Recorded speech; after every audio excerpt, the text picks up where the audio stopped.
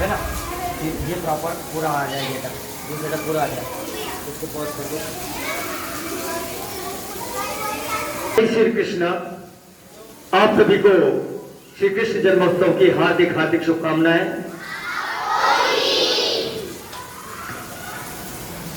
मैं श्लोक से और अपनी बात प्रारंभ करता हूं कि यदा यदा हि धर्मस्य ग्लानिर्भवति भारत अभ्युत्थानम अधर्मस्य तदात्मानं सृजाम्यहम्। अर्थात भगवान ने कहा था कि जब जब इस धरा पर धर्म का ह्रास होगा, अधर्म की बाढ़ आएगी, अधर्म बढ़ेगा, तब तक मैं धर्म की रक्षा के लिए और अधर्म के नाश के लिए और अवतार लेता रहूंगा, जन्म लेता रहूंगा। आगे उन्होंने कहा कि परित्राणाय साधूनां विनाशाय च दुष्कृतां धर्म संस्थापनार्थाय संभवामि युगे युगे। अर्थात सज्जनों की रक्षा के लिए, साधुओं की रक्षा के लिए और दुष्टों के संहार के लिए मैं इस धरा पर अवतार लेता रहूंगा, बारंबार अवतार लेता रहूंगा। और अपने उसी वचन के अनुसार भगवान श्री कृष्ण ने द्वापर युग में देवकी माता से गर्भ से जन्म लेकर और अपने वचन का पालन किया था। तो आइए हम जानते हैं श्री कृष्ण का जन्म किन परिस्थितियों में हुआ था, कहां हुआ था। एक समय की बात है कि धरती माता राक्षसों के अत्याचारों से त्रस्त हो चुकी थी, परेशान हो चुकी थी, पाप अधर्म बढ़ता जा रहा था इस पृथ्वी पर। और तब धरती माता ने गाय का रूप धारण करके और भगवान विष्णु की शरण ली। समस्त देवी देवताओं और ऋषि मुनियों को साथ लेकर के धरती माता भगवान विष्णु की शरण में जाती है और पुकार लगाती है, त्राहि माम प्रभु, हमारी रक्षा कीजिए। मैं राक्षसों के आतंक से, उनके अत्याचारों से, पाप और अधर्म से त्रस्त हो चुकी हूं और इस पाप का बोझ अब मैं नहीं उठा सकती, प्रभु हमारी रक्षा कीजिए। तब भगवान विष्णु ने वचन दिया था कि मैं धरती की रक्षा के लिए, धरती पर धर्म की स्थापना के लिए, अधर्म के विनाश के लिए शीघ्र ही जन्म लेने वाला हूं। और अपने उसी वचन का पालन करते हुए द्वापर युग में भगवान श्री कृष्ण ने देवकी के गर्भ से और जन्म लिया। द्वापर युग में महाराजा उग्रसेन नाम के एक प्रतापी राजा थे जो मथुरा में राज्य करते थे। बड़े ही प्रजापालक, न्यायप्रिय, धर्म प्रिय और राजा थे। संतान की भांति प्रजा का पालन करते थे, परंतु उनके जीवन में केवल एक ही दुख था, उन्हें कोई संतान नहीं थी।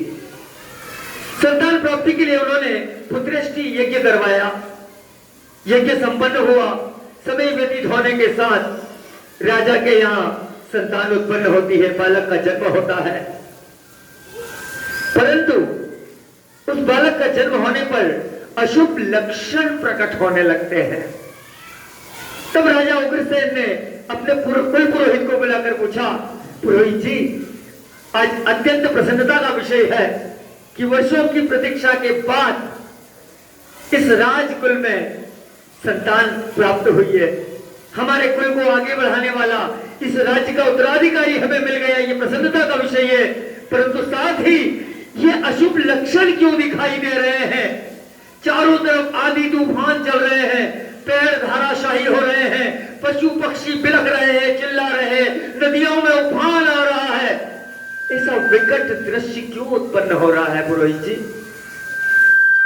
तब राज पुरोहित जी ने बताया कि राजन, आपका बालक बड़ा ही शक्तिवान, शौर्यवान, बलवान है, परंतु साथ ही ये अत्याचारी होगा, दुष्ट प्रवृत्ति का होगा ये बालक।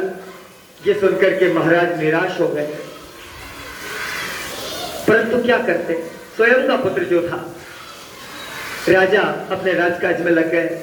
समय के साथ कंस राज परिवार में बड़ा होने लगा। बाल्यावस्था में ही उसने लोगों को परेशान करना शुरू कर दिया था। माताएं जब पनघट पे जाती थी उनके मटके फोड़ देना, बच्चे जब खेलते हुए होते हैं उनकी पिटाई कर देना, पकड़ कर दुष्टता करना, इस तरह से कई प्रकार से वो उसकी दुष्टताएं परिलक्षित होने लगी। धीरे धीरे धीरे धीरे कंस युवा हो गया। युवावस्था होते ही उसके मन में राज्य के प्रति लोभ उत्पन्न हो गया कि मथुरा का राजा तो मुझे होना चाहिए। उन्हें अपने पिता की न्यायप्रियता पसंद नहीं थी। उन गरीबों के प्रति, प्रजा के प्रति उनके अंदर जो दया का भाव था वो कंस को पसंद नहीं था, और इसलिए राजा उग्रसेन को बंदी बना करके सभी सैनिकों को अपने पक्ष में करके और कंस ने मथुरा का राज्य हथिया लिया, अपने ही पिता को कारागार में डाल दिया। और इस तरह से उसके पाप बढ़ते गए, अत्याचार बढ़ते गए। उग्रसेन के कारागार में जाने के बाद कंस राजगद्दी पर बैठ गया। उसके राजा बनते ही चारों ओर हाहाकार मच गया। उसके सैनिक प्रजा को त्रस्त करने लगे, परेशान करने लगे, अत्याचार करने लगे। और उसी समय में देवकी नामक एक उनकी चचेरी बहन थी कंस की। देवकी से कंस बहुत प्यार करता था, बेहद प्यार करता था। और कंस भी, देवकी भी युवावस्था को प्राप्त हुई।